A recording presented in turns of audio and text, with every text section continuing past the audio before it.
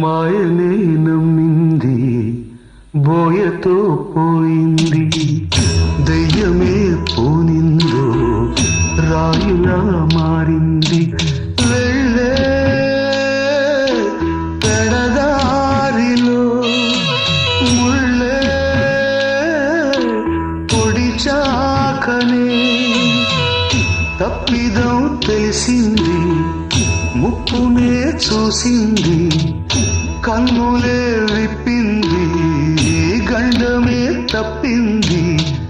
ఇంటిలో చోటుందా చెప్పవే పాపాయి, పాడిపోనీకుండా పట్టుకో నా చెయ్యి.